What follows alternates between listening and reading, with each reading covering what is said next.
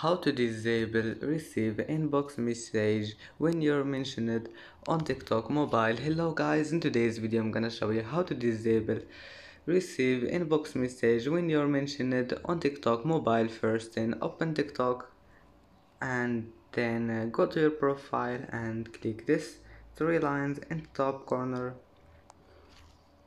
and then click settings and privacy, and here you will find this one, privacy. Click on it, and after you click on it, just scroll down until you find mentions and tags, and here you will find it. All you need to do, just disable it. And that's it for today's video. If you like this video, don't forget like and subscribe, and thank you for watching this video until the end, and see you in the next video.